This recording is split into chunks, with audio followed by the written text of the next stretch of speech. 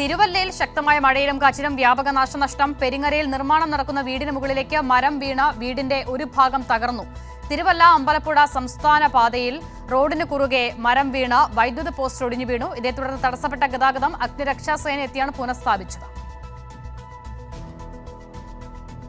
സംസ്ഥാനത്ത് വിവിധയിടങ്ങളിൽ ഈ നിലയിൽ അതിശക്തമായ മഴയും കാറ്റും കഴിഞ്ഞ മണിക്കൂറുകളിലൊക്കെ തുടരുന്ന സാഹചര്യമാണ്. പലയിടത്തും അതിശക്തമായ കാറ്റാണ്. മരങ്ങൾ കടപുഴകി വീഴുന്ന സാഹചര്യം എല്ലാ ജില്ലകളിലും ഒരേ രീതിയിൽ തന്നെ ഉണ്ടാകുന്നു. തിരുവല്ലയിലെ കാര്യത്തിലേക്ക് വരുമ്പോൾ തിരുവല്ലയിൽ പെരിങ്ങരയിൽ നിർമ്മാണം നടക്കുന്ന വീടിന് മുകളിലേക്കാണ് മരം കടപുഴകി വീണത്. വീടിന്റെ ഒരു ഭാഗം തകർന്നിട്ടുണ്ട്. തിരുവല്ല അമ്പലപ്പുഴ സംസ്ഥാന പാതയിൽ നെടുമ്പ്രത്താണ് ഒരു പാലത്തിന് സമീപം റോഡിന് കുറുകെ മരം മറിഞ്ഞു വീണ് വൈദ്യുതി പോസ്റ്റ് ഒടിഞ്ഞു വീഴുകയും ചെയ്തത്. ഇതേ തുടർന്ന് അവിടെ ഗതാഗതം തടസ്സപ്പെട്ടു. വൈദ്യുതി മുടങ്ങുന്ന സാഹചര്യം ഉണ്ടാകുന്നു. ഇതൊക്കെ പൂർവ്വസ്ഥിതിയിലേക്ക് ആക്കുന്ന പ്രവർത്തനങ്ങൾ ഇപ്പോൾ പലയിടത്തും പുരോഗമിക്കുക കൂടിയാണ്.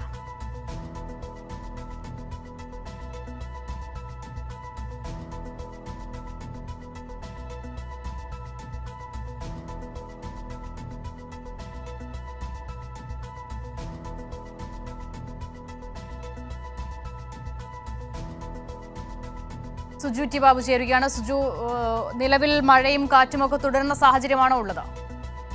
പത്തനംതിട്ടയിൽ ഇപ്പോൾ കാര്യമായ രീതിയിൽ കാറ്റോ മഴയോ ഇല്ല, പ്രകൃതിക്ഷോഭമില്ല. ഇന്ന് വൈകിട്ട് വീശിയടിച്ച കാറ്റാണ് പത്തനംതിട്ടയിലെ ഈ അപ്പർ കുട്ടനാടൻ മേഖലയിൽ ചില ഇടങ്ങളിൽ മരം ഈ കാറ്റിൽ പിടന്നു വീണിട്ടുള്ളത്. ഏറെ നേരം അമ്പലപ്പുഴ തിരുവല്ല റൂട്ടിലാണ് ഗതാഗതം അല്പമെങ്കിലും തടസ്സപ്പെട്ടത്. പിന്നീട് ഫയർഫോഴ്സ് എത്തി ഇത് പൂർണ്ണ തോതിലേക്ക് മാറ്റുകയും ചെയ്തിരുന്നു. നെടുമ്പ്രത്ത് വാളകത്തിന് പാലത്തിന് സമീപമാണ് റോഡിന് കുറുകെ മരം വീഴുകയും വൈദ്യുതി പോസ്റ്റ് ഒടിഞ്ഞു വീഴുകയും ചെയ്തിരുന്നു. ഇതിനെ തുടർന്നാണ് ഈ ഗതാഗതം തടസ്സപ്പെട്ടതും പിന്നീട് ഈ ഫയർഫോഴ്സ് എത്തി അത് പുനഃസ്ഥാപിക്കുകയും ചെയ്തിരുന്നു.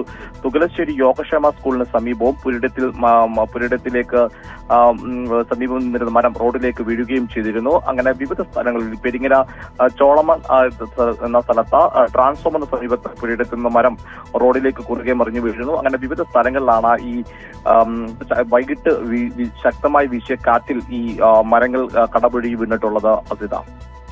ശരി, സുജു ടി ബാബുവാണ് വിവരങ്ങൾ നൽകിയത് പത്തനംതിട്ട ജില്ലയിൽ.